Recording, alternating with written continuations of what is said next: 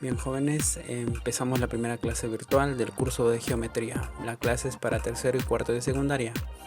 Muy bien, el tema es triángulos. Vamos a ver en este video la teoría. Yo soy el profesor Luis Vargas y acompáñame a resolver este tema. Triángulos. Vamos a definir lo que es un triángulo. Para eso vamos a dibujar por acá, ¿ya? 3 puntos, ¿sí? Vamos a dibujar 3 puntos, luego otros 3 puntos más. Entonces vamos a unir los 3 puntos de azul primero, ahí está, y luego los 3 puntos de color negro los vamos a unir también, ahí está. Entonces la pregunta es clara y sencilla: ¿dónde se forma un triángulo? Pues en el segundo, ¿cierto? Ya, entonces viene la situación. ¿Y qué es un triángulo entonces? ¿Qué usamos? A ver, ¿qué usamos? Claro, 3 puntos. Pero acá no se formó y acá sí. Entonces esos 3 puntos deben ser no colineales. Y con eso definimos un triángulo. Ahí está. Es la unión de 3 puntos no colineales mediante segmentos de recta. Mira, segmento de recta y deben ser no colineales. Porque si fueran colineales sería una línea solamente. Muy bien, borramos esto. Bueno, perdón. Ponemos acá nuestro triángulo. Borramos esto ahora y borramos la pizarrita. Ahora vamos a ver los elementos.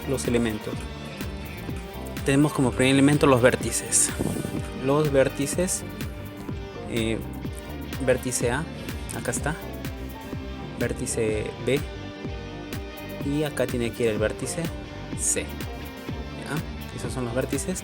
Es la intersección de los lados. Ahora los lados: primer lado AB en color rojo, ahí está, AB. Segundo lado BC de color azul, y el otro lado AC de color amarillo. Esos son los lados.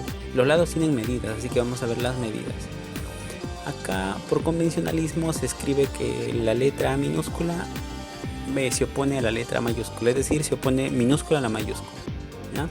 Así que significa que si este vértice es B, acá el amarillo deberá ser el lado que mide B, y de igual manera esta medida del lado rojo será C, ¿ya? Son las medidas de los lados. Muy bien, ahora los ángulos internos. Mira, los ángulos internos son los que van a estar por dentro, valga decir eso. Así que el primer ángulo interno es BAC. Mira, se formó acá, BAC. Acá quiero que entiendas que A, o sea, la letra o el vértice que va al medio es donde se forma el ángulo. Mira acá, A. Entonces acá está el ángulo BAC. El otro ángulo será ABC. Mira, ABBC. El otro será BC, donde está el ángulo A. Ahí están los 3 ángulos internos.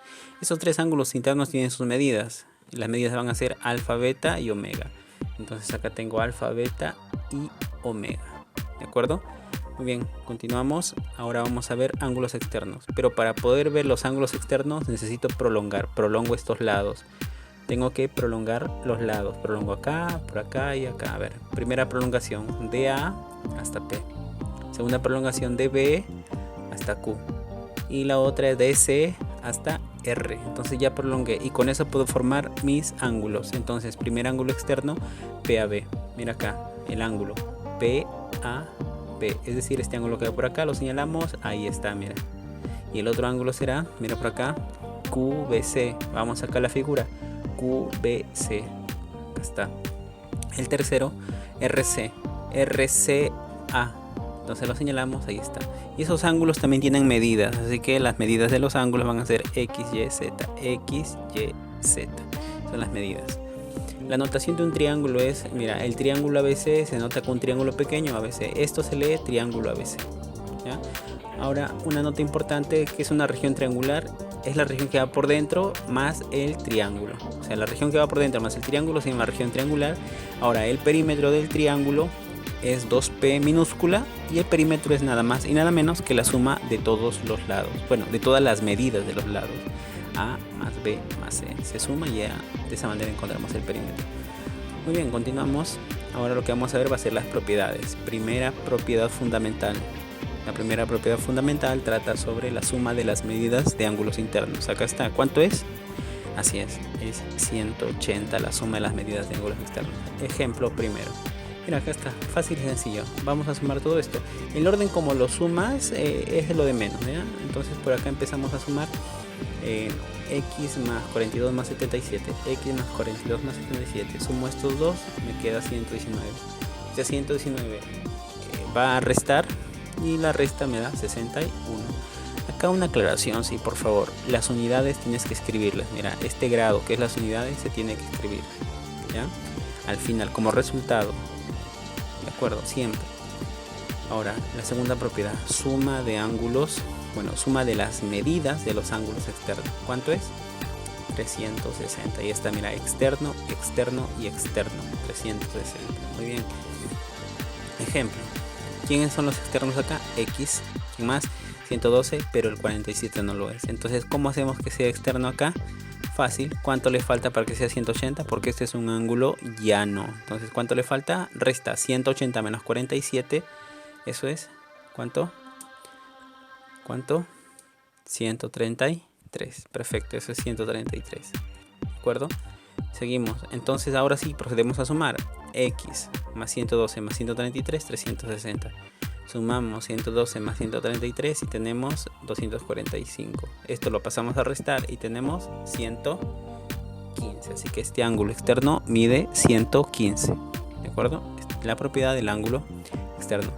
Seguimos con las propiedades fundamentales. Tercera propiedad, la medida de un ángulo exterior, de uno solo. A ver, nos dice así: todo ángulo exterior es igual a la suma de dos ángulos interiores no adyacentes a él. Quizá un poco complicado, pero bueno. Repito, un ángulo exterior es igual a la suma de dos interiores no adyacentes a él. La palabra adyacente es cerca, así que debe ser dos internos que están lejos, es decir, estos dos.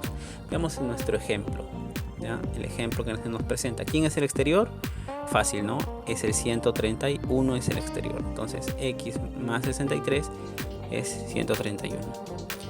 Entonces, por acá lo planteamos y pasa 63 a restar y tenemos que X es 68. ¿De acuerdo? Seguimos, propiedad de la correspondencia. Esta propiedad, ¿qué indica? Que a mayor ángulo, mayor lado, y a menor ángulo, menor lado. Entonces, si este lado es el mayor, el ángulo alfa que se asocia es el mayor. Si este lado C es el menor, entonces el ángulo θ es el menor. ¿Ah? A ver, veamos el ejemplo. ¿Cuál medida de lados es la mayor? ¿Cuál será la mayor? A ver. Entonces, para saber la mayor, vamos a los ángulos primero. ¿Quién es el ángulo mayor? Fácil y sencillo, es el 65. ¿Quién le sigue?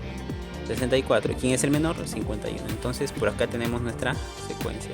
65, 64 y 51. Y como el 65 es el mayor, fíjate, se le opone a Q. Es decir, Q es el mayor de todos. Luego al 64 se le opone P. Entonces P le sigue. Y luego al 51 se le opone M.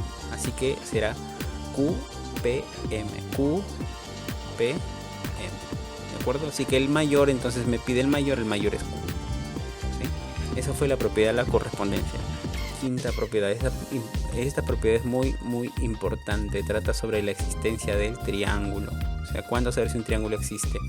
Y dice así: pues si yo quiero saber si un triángulo existe, agarro cualquiera de los tres lados y ese lado va a ser siempre mayor que la diferencia, pero menor que la suma. Veamos por acá un ejemplo. Dice, calcula los valores enteros de y. Entonces, escojo y va al medio, ¿sí? Y este y que va al medio será mayor que la resta de estos dos, pero asimismo menor que la suma, es decir, mayor que la resta, menor que la suma. Así que la resta, ¿cuánto es? Así es 3 y la suma 9. Así que los valores enteros van a ser de y. Podrá tomar el 4, el 5, el 6, 7 y 8. Si me pide el menor valor, será 4. Si me pide el mayor valor entero, será 8. Muy bien.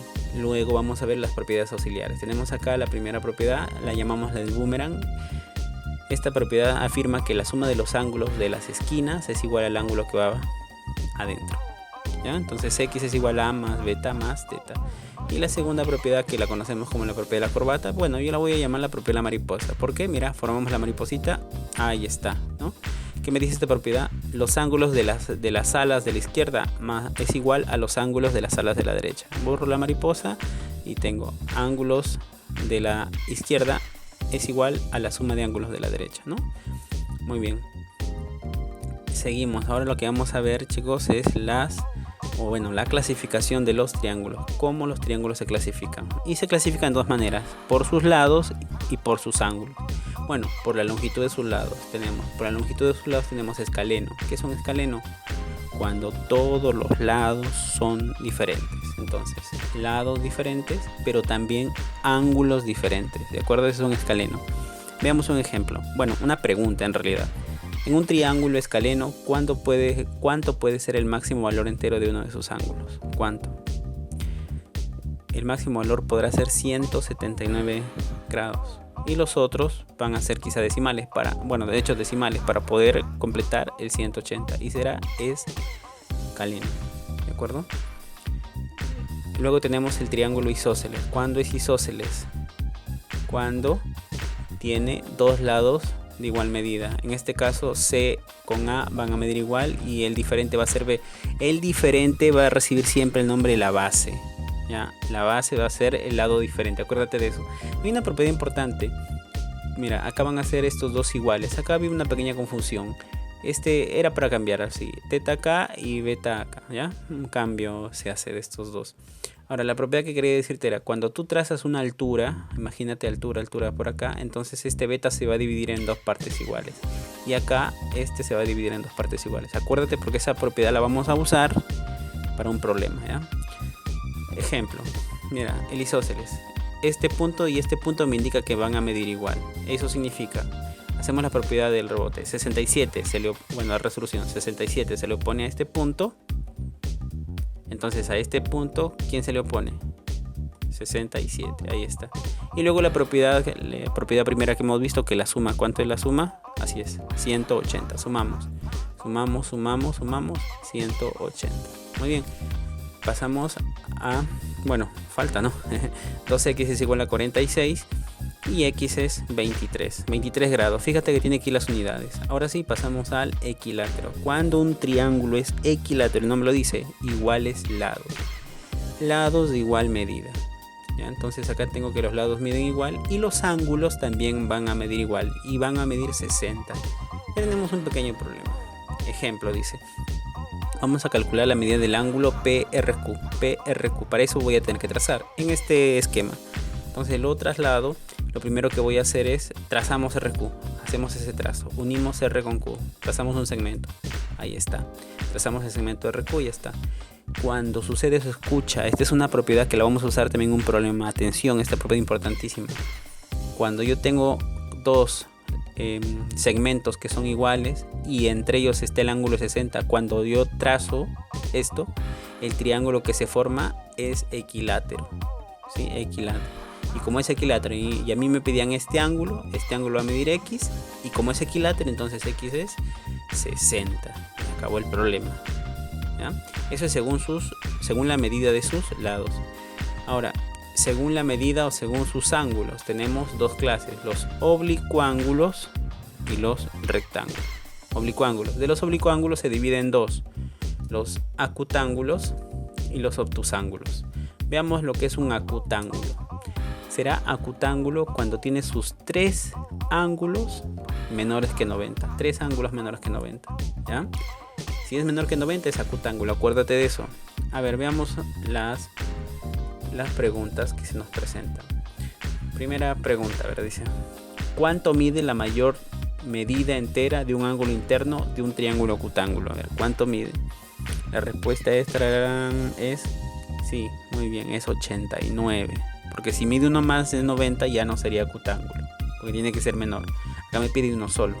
Y la otra pregunta es, de los triángulos anteriores, ¿cuáles son siempre acutángulos? A ver, de los triángulos anteriores que hemos visto, el escaleno, el isósceles y el equilátero, ¿cuáles son siempre acutángulos? Definitivamente el que siempre va a ser acutángulo es el equilátero. Los otros dos podrán ser otra clase de triángulos. Hay que tener bastante cuidado con eso. ¿Ya? Y el obtusángulo, seguimos con el obtusángulo. Mira, el obtusángulo me dice que es un triángulo cuando el ángulo teta es obtuso y los otros dos van a ser agudos, necesariamente van a ser agudos. Entonces acá nace una pregunta que me hicieron una vez: ¿existe triángulos con dos ángulos internos obtusos? Y la respuesta es no. Eso es imposible, porque si fueran dos obtusos ya sería más de 90. ¿Y cuánto es 90 más 90?